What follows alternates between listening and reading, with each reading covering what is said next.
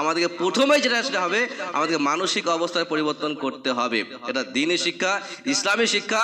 আপনাকে নিঃস্বার্থে শেখাতে হবে, নিঃস্বার্থে আপনাকে আগিয়ে আসতে হবে, নিঃস্বার্থে আপনাকে খরচা করতে হবে, নিঃস্বার্থে আপনাকে সাথ দিতে হবে, নিঃস্বার্থে আপনাকে আগিয়ে আসতে হবে। যদি আসতে পারি তাহলে খুবই সহজ, কিন্তু খুবই সহজ। কি করে দেখা দরকারই নেই। আমার ছেলে আলেম হবে, আমার ছেলে হাফেজ হবে, কি করে পরে দেখা যাবে। এখন হাফেজটাকে হোক, আগে আলেমটাকে হোক, পরে কথা পরে হবে ইনশাআল্লাহ।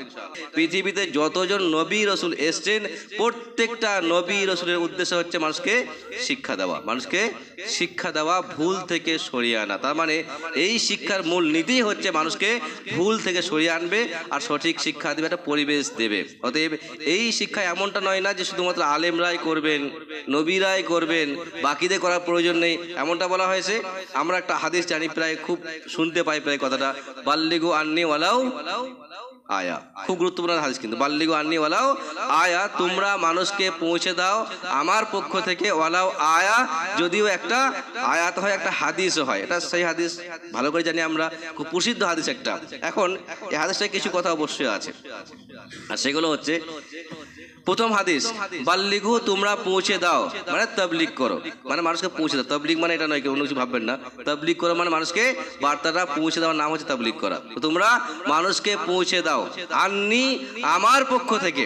তার মানে যে সে কথা নয় কিন্তু, উনি বলেছেন, তিনি বলে, সে বলেছে, না, দরকার নেই।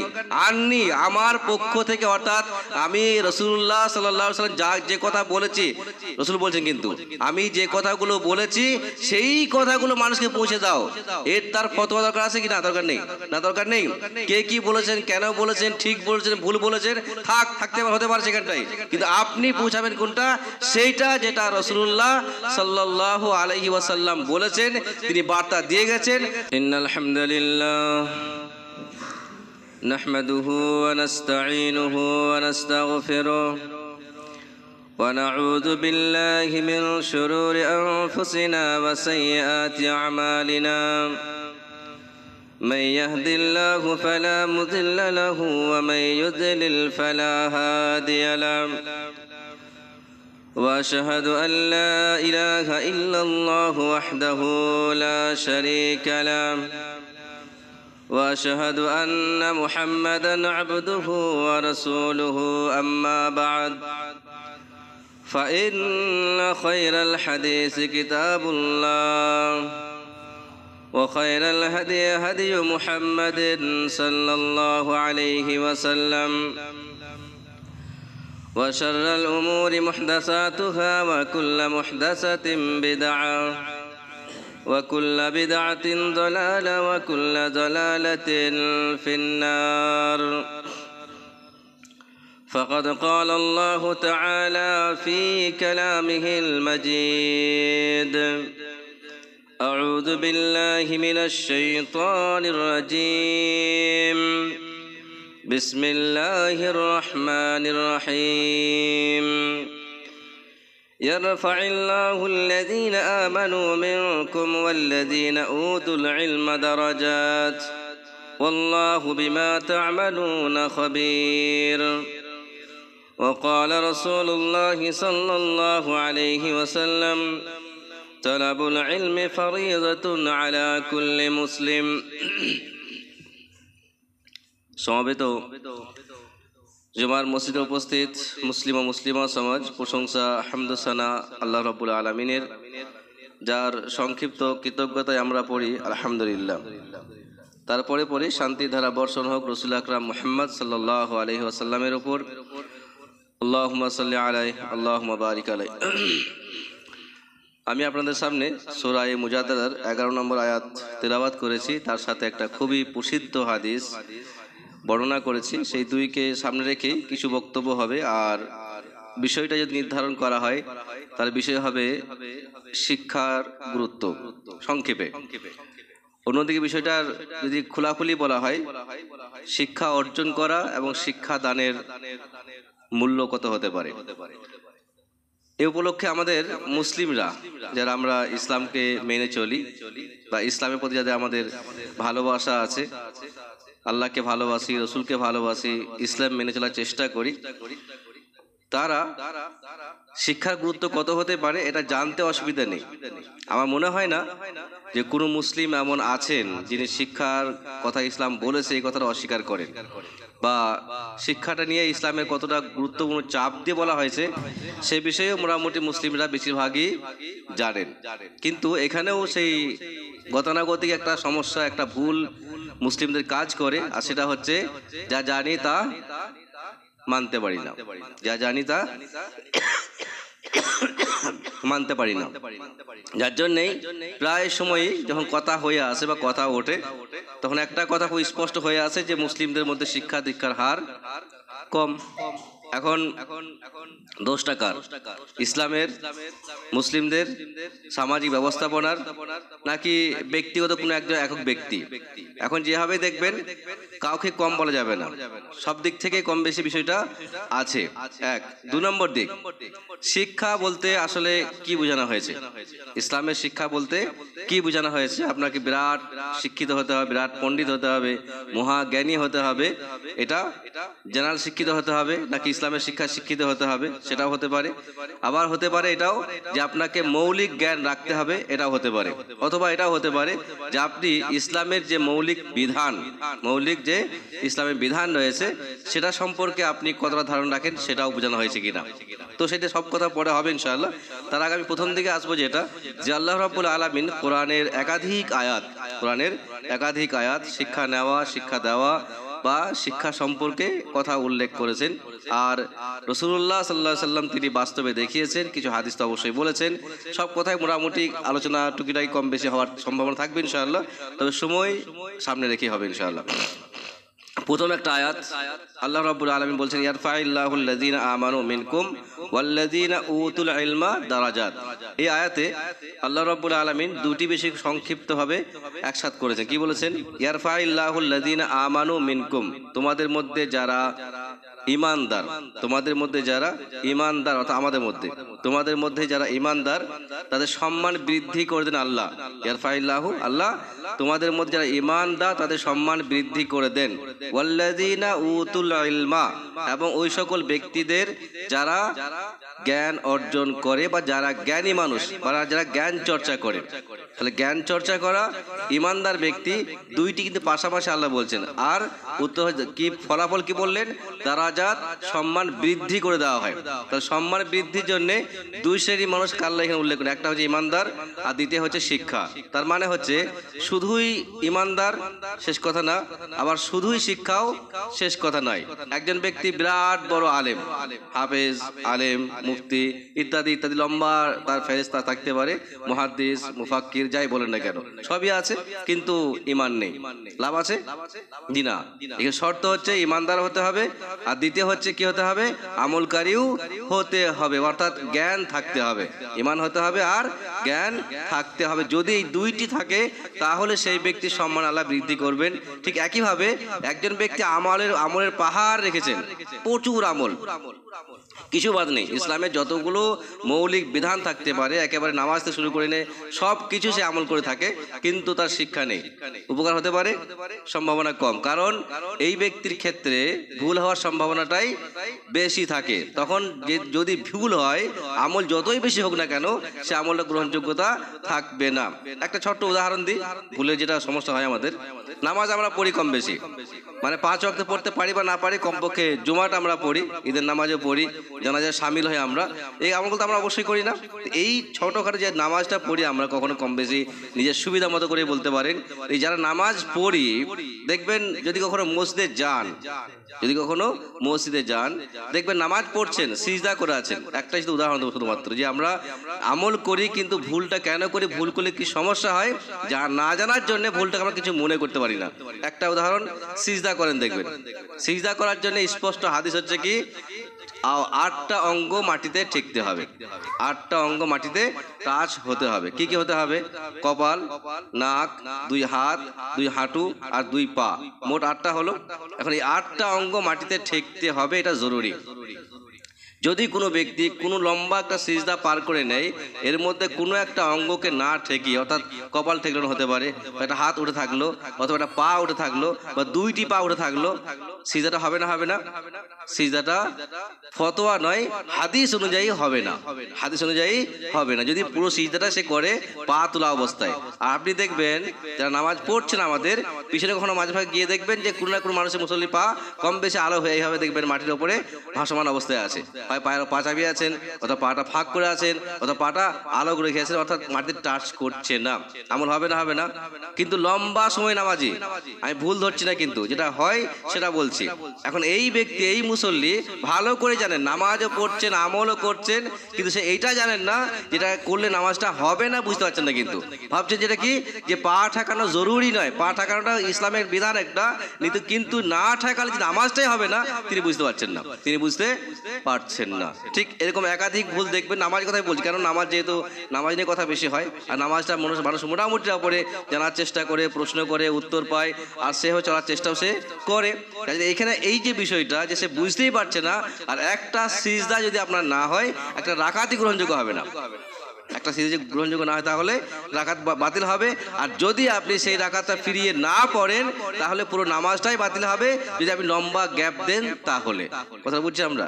হয়তো সামান্য মুসলিম মনে হতে পারে যে একটা পা তুলন সমস্যা কোথায় আছে, আপনি যে পা তুলে রাখলেন পুরো সিজদা অবস্থায় মাটি টাচ করলেন না, এর জন্যে আপনার সিজদা হলো না, আর সিজদা না হওয়ার জন্যে আপনার রাকাতটা বাতিল হলো।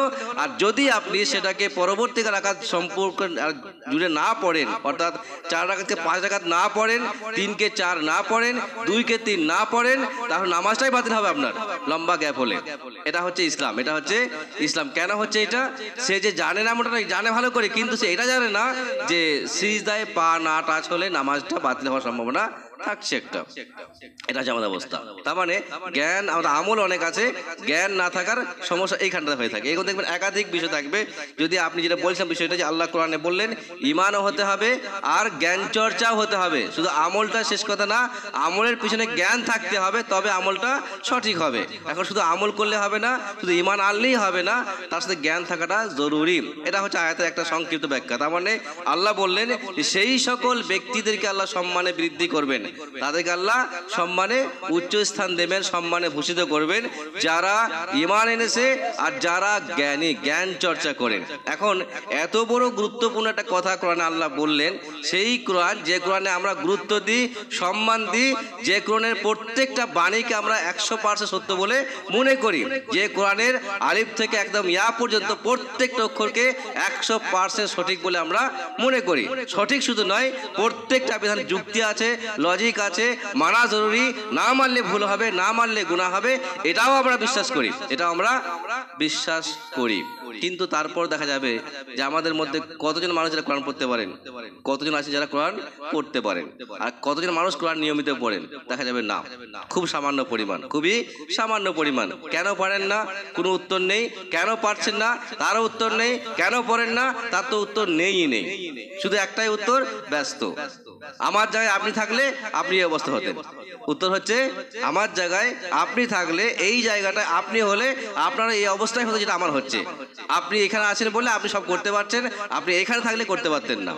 এটা হচ্ছে আমাদের উত্তর, এগুলো হচ্ছে আমাদের উত্তর। তার মানে তিনি কোনোভাবেই শিখবেন না, জানবেন না, চেষ্টাও করবেন না, উল্টে চাপ দিয়ে বলবেন যে আপনি আমার জায়গায় হলে আপনিও এটা করতে পারতেন না। এটা হচ্ছে আমাদের অবস্থা। এখন যতদিন আমাদের এই অবস্থা থাকবে, এই উত্তর থাকবে, ততদিন সেই ব্যক্তির পক্ষে শিক্ষা করা মোটেও সম্ভাবনা নেই। সত্যি এটাই। আর যার জন্য আজকে অবহেলা হচ্ছে, অবহেলা শিকার হচ্ছে এখানটায়। এখন কোরআন শিখলাম না, কোরআন পড়তে পারলাম না, কোরআন বুঝেও পড়লাম না, আর কোরআনে যেটুকু জানি সেটুকু মানলাম না। আর যদি আমি বলি আমি হচ্ছে পাক্কা সাচ্চা খাঁটি মুসলমান, মনে হচ্ছে কোথাও ভুল হচ্ছে, কোথাও একটা ভুল তো অবশ্যই হচ্ছে। অতএব যে সকল দিকগুলো গুরুত্ব সহকারে দেখা উচিত আমাদের, তার মধ্যে একটা হচ্ছে কোরআন শিক্ষার পিছনে জোর দেওয়া উচিত, এটা গুরুত্বপূর্ণ সহকারে দেওয়া উচিত। ঠিক একইভাবে আমরা যে পরিবেশে বসবাস করছি, আমরা যেমনভাবে উঠা বসা করি, আমাদের পরিবেশ তেমনই তৈরি হয়। কিন্তু যখন আমার ছেলে দেখছে, যখন আমার ছেলে, আমার সন্তান দেখছে আমাকে, যে আমি সকাল থেকে উঠি, আমি তখন উঠি যখন আমার কাজের সময় হয়, আমার সন্তান আমাকে দেখছে, আমার মেয়ে আমাকে দেখছে, বা আমার ছেলে মেয়েরা আমাকে দেখছে যে আমি তখন ঘুম থেকে উঠছি যখন আমার কাজের সময় হয়ে আসছে। যখন আমার কাজে যাওয়ার সময় হলো তখন আমি তাড়াহুড়ো করে উঠে রেডি হয়ে কাজে বেরিয়ে গেলাম। সন্তান কি শিক্ষা নেবে? শিক্ষা নেবে? জি না, কোনোদিন না। সে ভালো করে জানে একটা সন্তান বাড়ি থেকে বের হবে, শিক্ষায় খাতে যাবে, হয়তো মসজিদে যাক, স্কুলে যাক, টিউশন যাক, যেখানে যাক না কেন সে পড়তে যাচ্ছে। কি দেখছে সে? বাড়ির যদি 20 জন সদস্য হয় তাহলে 1-2 জন উঠে আছে, বাকি সবাই ঘুমিয়ে আছে, বাকি সবাই ঘুমিয়ে আছে। তারা কি ভাবছে? আমার একটু বয়স হলে আমি ওইটাই করবো যেটা এখন বর্তমানে বাড়িটা করছে। কথাটা বলছি আমরা। তা আজকে এই যে পরিবেশ তৈরি হয়, যে অশিক্ষিত একটা পরিবেশে তৈরি হচ্ছে, এর পিছনে মূল দায়ী হচ্ছে আমরা। কিন্তু যারা আমরা মনে করছি ইমানদার, পরেজগার, নেককার, আমলকারী, মানে জান্নাতি, এই যে আমরা মনে করছি না, এর মূলে হচ্ছে আমরা মনে করছি আমি শয়তান হয়েছি, হয়ে আমার ছেলে ফেরেশতা হয়। হবে এটা? কি মনে করছি? আমি শয়তান হয়েছি, থাক সমস্যা নেই, কিন্তু আমার ছেলে যেন ফেরেশতা হয়। আমি শয়তানি পাল্টাবো না, আমি আমল করব না, আমি ইমানে যাব না, আমি শিক্ষাও যাব না, কিন্তু আমার ছেলে যেন ফেরেশতা হয়। হবে এটা? সমস্যা এখানে আমাদের আজকের পরিবেশে। দেখবেন, একটা হিসাব করতে পারেন, যত দিন যাচ্ছে শিক্ষার হার এইভাবে হচ্ছে। কিন্তু খুব বেশি একটা ছেলে শিক্ষিত হচ্ছে, কথাটা খুব বেশি জোর করে চাপ দিয়ে মাধ্যমিক পাস করছে, উচ্চ মাধ্যমিক পাস, ওই দিকটাই জেনারেল লেভেলে। এইদিকে আরো কম, কিন্তু অ্যারাবিক লেভেলে, অ্যারাবিক দিক থেকে আরো কম। কেন কম? কারণ সে দেখতেই পায় না সেখানে। নামাজি আরো কম, কেন? সে দেখতেই তো পায় না, করবে কি? মানে একজন গার্জেন, বাড়ির দায়িত্বশীল ব্যক্তি, সে তখন বিছানা ছেড়ে উঠে আসছে যখন তার কাজের সময় হচ্ছে, যখন তার দোকানে যাওয়ার সময় হচ্ছে, যখন তার বাজার যাওয়ার সময় হচ্ছে, যখন তার কাজে জয়েন করার সময় হচ্ছে। এখন সেই শিক্ষা, সেই পরিবেশ থেকে ছেলে শিক্ষা কি নেবে বা সন্তান শিক্ষা কি নিতে পারে? এখন যেভাবে দেখবেন এই বাজে পরিবেশের জন্য শুধুমাত্র কোনো একজন দায়ী নয়, কিন্তু আমি শিখেছি আমার গার্জেনের কাছ থেকে, আমার সন্তান শিখছে আমার থেকে, আমার সন্তান শিখছে তার কাছ থেকে, এই পরম্পরা শিক্ষা হয়ে আসছে। কিন্তু অতএব যদি মনে হয় যেটা শিক্ষিত পরিবেশ তৈরি হোক, শিক্ষার পরিবেশ তৈরি হোক, তাহলে আমাদের প্রত্যেকেই মাথা থেকে পা পর্যন্ত প্রত্যেক ব্যক্তিকেই সাথ দিতে হবে। যখন আপনার সন্তান পড়তে বার হচ্ছে, সেই স্কুলে যাক, টিউশন যাক, অথবা সে মসজিদে আসুক, যেখানেই যাক, আপনার দায়িত্ব হচ্ছে আপনার সেই মুহূর্তে তাকে সাদরে গ্রহণ করে ভালোবেসে সেখানে পাঠানো বা তাকে সাথ দেওয়া। যদি এটা করতে পারেন তাহলে সে বুঝবে যে না, আমার শিক্ষার প্রতি আমার বাবা মায়ের বা আমার গার্জেনের একটা দায়বদ্ধতা আছে, তারা গুরুত্ব দেন, তারা বুঝেন বিষয়টা, তখন সমস্যার সমাধান হওয়ার সম্ভাবনা থাকবে। আর যদি এই একই পরিবেশ থাকে যে আমি ইনকাম করব, আমার ছেলে শিক্ষিত হবে, তাহলে জীবনে কোনো পরিবেশ পরিবর্তন হওয়ার সম্ভাবনা থাকবে না।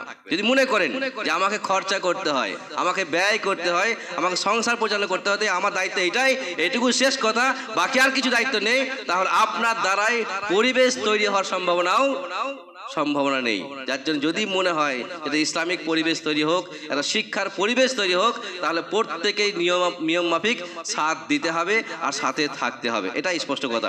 অতএব আমরা আসি, কোরআন আল্লাহ বললেন শিক্ষিত এবং ইমানদারদের আল্লাহ কি করেছেন? সম্মান বৃদ্ধি করেন। এখন যেভাবেই দেখবেন যে আমরা যদিও টুকিটাকি মানে দুনিয়াবী শিক্ষাই বলি, দুনিয়াবী শিক্ষাটাই বলি, দুনিয়াবী শিক্ষার মধ্যে ইসলামে আছে না, হওয়া কিছু বলছি না, তো দুনিয়াবী শিক্ষাতেও দেখবেন সেখানে যদিও আমাদের একটু হলেও গুরুত্ব আছে, আমরা সম্মান দিই বা গুরুত্ব দিই, উঠিয়ে দিই, টিউশন পাঠাই, কারণ না গেলে সমস্যা হতে পারে, স্কুলও পাঠাই, পরীক্ষার সময় হলে কামাই করাই না, ইত্যাদি ইত্যাদি আমাদের একটা দিক আছে। কিন্তু যখনই সেটা ইসলামিক শিক্ষা কাছে আসে, তখন যত রকমের অবহেলা আমাদের মাথায় ভর হয়, সাওয়ার হয়, আর আমরা সেখান থেকে বঞ্চিত হয়ে পড়ি। কেন এটা হয়? হয় আমরা ইসলামিক শিক্ষা গুরুত্ব দিতে পারছি না, অথবা মূল্যায়ন করতে পারছি না, অথবা তার থেকে মারাত্মক দিক হচ্ছে ইসলামিক শিক্ষার বেনিফিটটা আমরা বুঝতে পারছি না। এই বেনিফিট, ফায়দা কি হতে পারে, উপকার কি হতে পারে। কি মনে করছি আমরা? যদি একটা ছেলে হাফেজ হয়, যদি একটা আলেম হয়, বা যদি একটা মুফতি সাহেবই হয়, বা যদি আরেকটু উপরে যায় শিক্ষিত হয়, কি করবে সে? হয় মসজিদে, নাই মাদ্রাসায়, আর না হয়তো খুব বেশি দাওয়াতে কাজ করবে। মাথায় কাজ কিছু আমাদের কি? কিন্তু এখানটায় যে একটা ছেলে অ্যারাবিক লেভেলে পড়ে মসজিদে গিয়ে, মাদ্রাসায় গিয়ে খুব বেশি এইগুলো হবে আর কি, এগুলো করে সে কি করবে? অবাক লাগে এখানটায়। একজন, আমি সংক্ষেপে একটা বলি, ছেলে ভর্তি করতে আসছেন আর তিনি জিজ্ঞাসা করছেন যে শিক্ষা করার পরে ছেলেটা করবে নাকি, তার ইনকাম সোর্স কি হতে পারে। কথাটা বুঝছি আমরা? দিনই শিক্ষা করাতে আসছেন তিনি, আর তিনি ইনকামের রাস্তা খুঁজছেন এখানে এসে। তার মানে আমরা যাই শিক্ষা করাই, যাই করি, দোকানে যাচ্ছি ইনকাম করতে, মানাই ব্যবসা করতে গেলাম ইনকাম করতে, কথাটা মানানসই ঠিক আছে, কিন্তু একজনকে শিক্ষা দিচ্ছেন, আপনি স্কুলে পড়াচ্ছেন বা মাদ্রাসায় পড়াও বলছেন, আর আপনার উদ্দেশ্য হচ্ছে যে সেই ছেলেটা ভবিষ্যতে কি ইনকাম করবে সেটা বলো আগে। এটা হচ্ছে আমাদের অবস্থা। মানে আমাদের শিক্ষাটাকেও শুধু ইনকামের সোর্স হিসাবে ধরে নিয়েছি। যদি ইনকামের রাস্তা থাকে তাহলে খরচা করব, সেখানে ইনভেস্ট করব, আর না সেখানে খরচা করব না, দরকার নেই আমাদের। এটা হচ্ছে আমাদের অবস্থা। আর এই যদি মেন্টালিটি হয়, এই যদি মানসিকতা হয়, তাহলে সেই পরিবেশে পরিবর্তন হওয়ার সম্ভাবনা নেই। অতএব আমাদেরকে প্রথমেই যেটা আসতে হবে, আমাদেরকে মানসিক অবস্থায় পরিবর্তন করতে হবে। এটা দ্বীনি শিক্ষা, ইসলামী শিক্ষা। আপনাকে নিঃস্বার্থে শেখাতে হবে, নিঃস্বার্থে আপনাকে আগিয়ে আসতে হবে, নিঃস্বার্থে আপনাকে খরচা করতে হবে, নিঃস্বার্থে আপনাকে সাথ দিতে হবে, নিঃস্বার্থে আপনাকে আগিয়ে আসতে হবে। যদি আসতে পারি তাহলে খুবই সহজ, কিন্তু খুবই সহজ। কি করে দেখা দরকারই নেই, আমার ছেলে আলেম হবে, আমার ছেলে হাফেজ হবে, কি করে পরে দেখা যাবে। এখন হাফেজটাকে হোক, আগে আলেমটাকে হোক, পরে কথা পরে হবে ইনশাআল্লাহ। যদি এমন টার্গেট রাখা যায়, এমন যদি আমরা ফোকাস রাখি, তাহলে খুবই সহজ, বিষয়টা খুবই কঠিন নয়। আর যখনই আমরা অন্য উদ্দেশ্যে, তখন সমস্যা তৈরি হওয়ার সম্ভাবনা থাকছে। এখন কথা যেটা হচ্ছে, আল্লাহ বললেন ইমানদার আর ইলম অর্জনকারী বা জ্ঞানী ব্যক্তি দুজনের সমান বৃদ্ধি। মানে হচ্ছে এটাই যে যে শিক্ষা আপনাকে ইমান বৃদ্ধি করে সাহায্য করে, যে শিক্ষা আপনার আমলে উৎসাহ দেয়, যে শিক্ষা আপনাকে ইমানের কাজে আপনাকে উৎসাহ দেয়, সেই শিক্ষার মূল্যায়ন আপনাকে অবশ্যই করা উচিত ছিল। কিন্তু উল্টো হয়ে গেছে আমাদের বর্তমান সমাজে। এটা একটা হাদিস কোরআন আয়াত ছিল, আল্লাহ এটা বললেন আল্লাহু বিমা তা'মালুন খাবীর। আর আল্লাহ রাব্বুল আলামিন তোমরা যা কিছু করো সব কিছুর খবর তিনি রাখেন। এই কথাটা খুব মারাত্মক, কিন্তু মারাত্মক এই দিক থেকে বলে দিই যে আমরা শিক্ষা করতে যাচ্ছি, সেটা স্কুলে হোক, টিউশন হোক, অথবা মসজিদে হোক বা মাদ্রাসায় হোক, যেখানে যাই না কেন আমরা এই শিক্ষা করতে যাওয়ার পিছনে উদ্দেশ্যটা কি আল্লাহ জানতে পারেন না? পারেন না? জি, আল্লাহ কি বললেন? ওয়াল্লাহু বিমা তা'মালুনা খাবীর।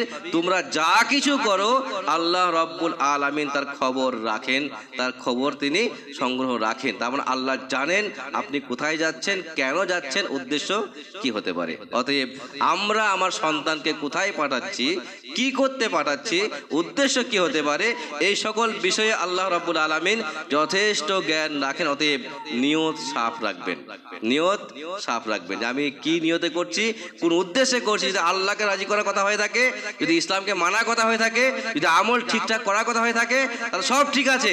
আর যদি সেখানে অন্য কোনো বাজে উদ্দেশ্য থাকে, তাহলে শিক্ষা হবে, খরচা হবে, সময় নষ্ট হবে, কোনো ফায়দা হওয়ার থাকবে না। অতএব এইটাও মাথায় রাখে কাজ করতে অবশ্যই হতে হবে। আর এখানে এই আয়াত থেকে তিনটে বিষয় স্পষ্ট। প্রথম একটা দিক ইমানদার হতে হবে, দ্বিতীয় একটা দিক শিক্ষা নিতে হবে, শিক্ষার সাথে সংযুক্ত হতে হবে, আর তৃতীয় একটা দিক ইখলাস থাকতে হবে। এই তিনটে দিক যদি আমরা ঠিকঠাক রাখতে পারি, তাহলে শিক্ষা লাইনে অবশ্যই একটা গুরুত্বপূর্ণ বিষয় আছে। প্রথম 2 নম্বর দিক হচ্ছে আল্লাহ রাব্বুল আলামিন নবী রাসূলদের পাঠিয়েছেন, একজন নয়, একাধিক নবী, 1,24,000 নবী পাঠিয়েছেন। আর রসুল হিসাবে প্রায় কেউ 104, কেউ বলছে 315, ভিন্ন ভিন্ন রাওয়ায়াত আছে। 315 হাদিসটাও সহিহ নয়, মানে সেই হাদিস সমস্যা নেই। অতএব 315 জন রসুল আর 1,24,000 পয়গম্বর আল্লাহ পাঠিয়েছেন। উদ্দেশ্য কি ছিল এখানটায়? শুধুমাত্র কি নবুয়াতে প্রকাশ করা, আল্লাহ কথাই বলে দেওয়া? জি না, আল্লাহ বললেন কামা আরসালনা ফীকুম রাসূলাম মিনকুম ইয়াতলু আলাইকুম আয়াতিনা ওয়া ইউযাক্কিহিম ওয়া ইউআল্লিমুকুমুল কিতাবা ওয়াল হিকমা ওয়া ইউআল্লিমুকুম মা লাম তাকুনু তা'লামুন। উদ্দেশ্য বলছেন আল্লাহ যে আমি কামা আরসালনা ফীকুম রাসূলান, যেমন পাঠিয়েছি তোমাদের মধ্যে আমি একজন কি রাসূল, অর্থাৎ মুহাম্মদ সাল্লাল্লাহু আলাইহি ওয়াসাল্লাম, রাসূলুল্লাহ সাল্লাল্লাহু আলাইহি ওয়াসাল্লাম পাঠিয়েছি। মিনকুম তোমাদের মধ্য থেকে, মানে তোমাদের মতোই, কিন্তু তোমাদের মতো উঠা বসা, তোমাদের মতো খাওয়া দাওয়া, তোমাদের মতো মানুষ একটা, তোমাদের উঠা বসা করছেন তিনি, তোমাদের মধ্য থেকে একজন পাঠিয়েছি। ইয়াতলু আলাইকুম আয়াতিনা, যে তোমাদের মাঝে আমার আয়াত তেলাওয়াত করেন, যে তোমাদের মাঝে আমার আয়াত তেলাওয়াত করেন। ওয়া ইউযাক্কিহিম, আর যে তোমাদেরকে পবিত্র করেন, মানে বিভিন্ন ভুল আকীদা থেকে তোমাদেরকে সংশোধন করেন। ওয়া ইউআল্লিমুকুমুল কিতাবা ওয়াল হিকমা, আর যিনি তোমাদেরকে শিক্ষা দেন কিতাব এবং হিকমত, কিতাব এবং হাদিস, কোরআন এবং হাদিস। ওয়া ইউআল্লিমুকুম মা লাম তাকুনু তা'লামুন, আর যিনি তোমাদেরকে শিক্ষা দেন যা তোমরা জানতে না বা তোমরা জানো না। এটা হচ্ছে কোরআন। তার মানে এখানে স্পষ্ট বার্তা হচ্ছে এটাই, পৃথিবীতে যতজন নবী রসুল এসছেন প্রত্যেকটা নবী রসুলের উদ্দেশ্য হচ্ছে মানুষকে শিক্ষা দেওয়া, মানুষকে শিক্ষা দেওয়া, ভুল থেকে সরিয়ে আনা। তার মানে এই শিক্ষার মূল নীতি হচ্ছে মানুষকে ভুল থেকে সরিয়ে আনবে আর সঠিক শিক্ষা দেবে, একটা পরিবেশ দেবে। অতএব এই শিক্ষা এমনটা নয় না যে শুধুমাত্র আলেমরাই করবেন, নবীরাই করবেন, বাকিদের করার প্রয়োজন নেই, এমনটা বলা হয়েছে। আমরা একটা হাদিস জানি, প্রায় খুব শুনতে পাই প্রায় কথাটা, বাল্লিগু আন্নি ওয়ালাউ আয়া। খুব গুরুত্বপূর্ণ হাদিস কিন্তু, বাল্লিগু আন্নি ওয়ালাউ আয়া, তোমরা মানুষকে পৌঁছে দাও আমার পক্ষ থেকে, ওয়ালাউ আয়া, যদিও একটা আয়াত হয়, একটা হাদিসও হয়। এটা সেই হাদিস ভালো করে জানি আমরা, খুব প্রসিদ্ধ হাদিস একটা। এখন এই হাদিসটায় কিছু কথা অবশ্যই আছে, আর সেগুলো হচ্ছে, প্রথম হাদিস, বাল্লিগু, তোমরা পৌঁছে দাও, মানে তাবলীগ করো, মানে মানুষকে পৌঁছে দাও। তাবলীগ মানে এটা নয়, কেউ অন্য কিছু ভাববেন না। তাবলীগ করো মানে মানুষকে বার্তাটা পৌঁছে দেওয়ার নাম হচ্ছে তাবলীগ করা। তোমরা মানুষকে পৌঁছে দাও আন্নি, আমার পক্ষ থেকে। তার মানে যে সে কথা নয় কিন্তু, উনি বলেছেন, তিনি বলে, সে বলেছে, না, দরকার নেই। আন্নি, আমার পক্ষ থেকে, অর্থাৎ আমি রাসূলুল্লাহ সাল্লাল্লাহু আলাইহি ওয়াসাল্লাম যা যে কথা বলেছি, রাসূল বলছেন কিন্তু, আমি যে কথাগুলো বলেছি সেই কথাগুলো মানুষকে পৌঁছে দাও। এর তার ফতোয়া দরকার আছে কি? না, দরকার নেই, না, দরকার নেই। কে কি বলেছেন, কেন বলেছেন, ঠিক বলেছেন, ভুল বলেছেন, থাকতে হতে পারে সেখানটাই, কিন্তু আপনি পৌঁছাবেন কোনটা? সেইটা যেটা রাসূলুল্লাহ সাল্লাল্লাহু আলাইহি ওয়াসাল্লাম বলেছেন, তিনি বার্তা দিয়ে গেছেন। আজকের দিনে বর্তমান সময়ে আমরা যে সময়ে বসবাস করছি, সেই সময়ে সমস্ত হাদিস লিখিত, নতুন করে হাদিস লেখা হবে এমনটা সম্ভাবনা নেই। সংকলন হতে পারে, সংকলন হতে পারে, লিখার হওয়ার সম্ভাবনা নেই। কারণ যা হাদিস ছিল সব লেখা অলরেডি হয়ে গেছে। আপনি বুখারীর 4টা হাদিস নিলেন, মুসলিমের কিছু হাদিস নিলেন, আবু দাউদ নিলেন, বিভিন্ন হাদিস নিয়ে সঞ্চয়ন করলেন, আর সেইখান থেকে আপনি লিখলেন, সংকলন করে, ঠিক আছে, হতে পারে। কিন্তু নতুন করে হাদিস লিখবেন, হতে পারে জি না। অর্থাৎ যে হাদিসগুলো রাসূলুল্লাহ বলেছেন যদি সহিহ হয়, সেই হাদিস যদি আপনি মানুষকে বলেন, তাহলে কথাটা বাল্লিগু আন্নি ওয়ালাউ আয়া ঠিকঠাক আছে। আর যদি কথাটা এমন হয় হাদিস জাইফ আছে, হাদিস জাল আছে, হাদিস মুনকার আছে, হাদিস বাতিল আছে, যেই হাদিসগুলো আপনি মানুষকে বলছেন, তার মানে আপনি কোথাও না কোথাও হাদিসটা ঠিকঠাক মানতে পারছেন না, একটা দিক। 2 নম্বর দিক হচ্ছে, আল্লাহ রাসূল সাল্লাল্লাহু আলাইহি ওয়াসাল্লাম বললেন, বাল্লিগু আন্নি, তোমরা পৌঁছে দাও। তার মানে যদি আপনি কোনো বিষয় জানেন, সেটা আপনি গোপন করতে পারছেন না, তাহলে বিশেষ শ্রেণী কথা নয় কিন্তু, আপনি একটা জানেন একটাই বলবেন, 4টা হলে 4টা বলবেন, 6টা হলে 6টা বলবেন, কিন্তু আপনাকে বলতে হবে, আর আপনাকে শোনাতেও হবে, জানাতেও হবে। আমরা জুমার দিনকে আসি, পুরুষ মানুষেরা জলসার দিনেও যাই, জলসা শুনি আমরা, আর একাধিক কথা জানি, একাধিক কথা শুনি, সেই কথাগুলো আমরা সেইখানেই চেপে দিয়ে বেরিয়ে চলে আসি। এটা হওয়া উচিত নয়, এটা ভুল হচ্ছে একটা। কারণ আজকে যদি আমরা ঠিকঠাক করে যেগুলো শুনলাম মানতে শুরু করতাম, সেগুলো মানুষকে বলতে শুরু করতাম, তাহলে হয়তো এত বাজে পরিবেশ হওয়ার সম্ভাবনা থাকতো না। যার জন্যে এটা একটা গুরুত্বপূর্ণ বিষয়। অতএব শিক্ষার লাইনে যত কথা আপনি বলবেন, এখন যদি আমি একটা হাদিস বলি, আমার উপকার হবে। রাসূলুল্লাহ বললেন, নাযযারাল্লাহু ইমরান সামিআ মাকালাতি ওয়া হাফিজাহা, সেই ব্যক্তিকে আল্লাহ খুশি রাখুন, আনন্দিত রাখুন, যে ব্যক্তি আমার কাছ থেকে কোনো একটা হাদিস শুনে, ভালো করে শুনে, ও হাফিজাহা ওয়া আহা, যে ব্যক্তি সেটাকে মুখস্থ করে ভালো করে, আর তারপর সেই হাদিসটাকে মানুষের কাছে পৌঁছে দেয় যেমনটা সে মানুষের কাছ থেকে শুনেছিল। কাকে বলেন তিনি এখানটায়? ওই ব্যক্তি কথা বলছেন যে ব্যক্তি হাদিস শুনে আর মানুষকে বলে দেয় যেমনটা হাদিসে আছে তেমনটা। অতএব শুধুমাত্র যে বলা হয় এমনটা নয়, যেমন দায়বদ্ধতা রয়েছে একটা আমাদের উপরে, দায়িত্ব রয়েছে, তেমনই সেটা বললে নেকিও আমাদের হবে, এটা গুরুত্বপূর্ণ বিষয়। আর ঠিক তার সাথে সাথে আমাদেরকে আল্লাহ খুশি রাখবেন, আনন্দিত রাখবেন, এটা স্পষ্ট হাদিস। অতএব আমরা একদিক খেয়াল করে আসি আমরা, যে আল্লাহ রাব্বুল আলামিন প্রত্যেক রাসূলকে পাঠিয়েছেন শিক্ষা দেওয়ার উদ্দেশ্যে। অতএব সেই শিক্ষা যতটা সম্ভব হয়, আমরা যতটা জানি, শিখতে হবে, মৌকা নিতে হবে, সুযোগ নিতে হবে, আর সুযোগ পেলে হাতছাড়া করা মোটেও যাবে না। আমরা দোয়া করি আল্লাহ সকলকে দিন সম্পর্কে জ্ঞান অর্জন করার তৌফিক দান করেন এবং সব রকমের অজ্ঞতা থেকে আমাদেরকে আল্লাহ রক্ষা করেন। আমিন।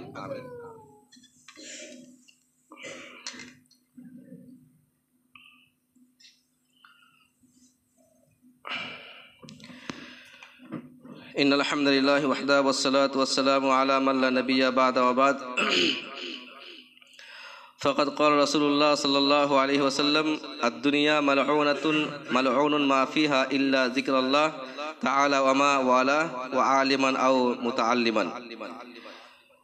আল্লাহ রসুল সাল্লাল্লাহু আলাইহি ওয়াসাল্লাম একটি ছোট্ট হাদিস শিক্ষা সম্বন্ধে তিনি বললেন, আদ-দুনিয়া মালউনাতুন ওয়া মালউনুন মা ফিহা। পৃথিবী এবং পৃথিবীতে যত কিছু আছে সবই অভিশপ্ত। পৃথিবী এবং পৃথিবীতে যত কিছু আছে সবই অভিশপ্ত, অভিশাপের পাত্র। ইল্লা যিকরাল্লাহ, শুধুমাত্র আল্লাহর জিকির বাদ দিয়ে, আল্লাহর জিকির বাদ দিয়ে। ওয়ামা ওয়ালা, বা জিকির সম্পর্কিত যা কিছু সেটা বাদ দিয়ে। ওয়া আলিমান আও মুতাআল্লিমান, আর সেই ব্যক্তি বাদ দিয়ে যে আলেম, আও মুতাআল্লিমান, অথবা সে ছাত্র দ্বীনি শিক্ষার। দুটি কথা বললেন। কি বললেন? পৃথিবী এবং পৃথিবীতে যত কিছু আছে সবই অভিশপ্ত, তিন শ্রেণীর জিনিস বাদ দিয়ে। এক, আল্লাহ জিকির; দুই, যে শিক্ষা অর্জন করেন; আর তিন, যে ব্যক্তি শিক্ষা দান করেন। এই তিন শ্রেণী বাদ দিয়ে পৃথিবীর সব কিছু অভিশপ্ত। এখন যদি আমরা এটাকে সংক্ষেপে বোঝার চেষ্টা করি তাহলে খুব সহজ হয় বিষয়টা। আর সেটা হচ্ছে যে আল্লাহ রাব্বুল আলামিন রাসূলুল্লাহর মাধ্যম দিয়ে আমাদের একটা স্পষ্ট বার্তা দিলেন, যদি আমরা যে কোনো কাজ করেন, আপনি ব্যবসা করেন, চাষাবাদ করেন বা উঠা বসা করেন, যা কিছু করবেন তার পিছনে যদি শিক্ষার উদ্দেশ্য না থাকে তাহলে কোথাও না কোথাও আমরা একটা ভুল রাস্তায় আগে বাড়ছি। এটা আসলে রাস্তা হতে পারে। 2 নম্বর দিক হচ্ছে, আপনি যা কিছু করেন পৃথিবীতে প্রত্যেকটা কাজের পিছনে ইসলামের একটা আদর্শ আছে, সে আদর্শ আমাকে আপনাকে মেনে চলতে হবে। যদি মানতে চাই বা মানতে পারি তাহলে ঠিক, আর যদি মানতে না পারি তাহলে সমস্যার সম্মুখীন হওয়ার সম্ভাবনা থাকছে একটা। ঠিক একইভাবে এই হাদিসে আল্লাহ স্পষ্ট বার্তা দিলেন, সেটা হচ্ছে আমাদের কোনোভাবেই কোনো কাজের ক্ষেত্রে দিনকে এড়িয়ে কাজ করার সম্ভাবনা থাকবে না। যদি থাকে তাহলে সমস্যা হওয়ার সম্ভাবনা থাকবে। যার জন্য আমাদেরকে খেয়াল রাখতে হতে পারে, আমরা সকালে যখন ঘুম থেকে উঠি শুরু করে নিয়ে ঘুমোতে যাওয়া পর্যন্ত এই লম্বা সময়কাল যেখানে যাই, যা কিছু করি, উদ্দেশ্য একটাই হওয়া উচিত হচ্ছে কি, আল্লাহ যেন খুশি হন, ইসলাম যেন রাজি থাকে, বা আমরা পরকালে যেন আল্লাহ হারিয়ে না ফেলি, এই দিকটা খেয়াল রাখতে হতেই পারে। অতএব শিক্ষার একটা মূল্যায়ন হচ্ছে এটাই দিক যে আমরা প্রত্যেকটা বিষয় জেনে বুঝে করার চেষ্টা করব ইনশাআল্লাহ। আল্লাহ দোয়া করি আল্লাহ আমাদের সকলকে সমস্ত রকমের গুমরাহি, অজ্ঞতা, জাহালাত থেকে রক্ষা করেন, এবং সব রকমের শিক্ষা ইলম সাথে আমাদেরকে সংযুক্ত হওয়ার তৌফিক দান করেন, এবং সব রকমের শিক্ষামূলক কাজে আমাদেরকে সাথ দেওয়ার তৌফিক দিন, এবং সব রকমের শিক্ষার সাথে আমাদেরকে সাথ দেওয়ার আল্লাহ তৌফিক দান করুন। আমিন। আকুলু কাওলি হাযা ওয়া আস্তাগফিরুল্লাহ লি ওয়া লাকুম ওয়া লিসাইরিল মুসলিমিন। আমিন। আসসালামু আলাইকুম।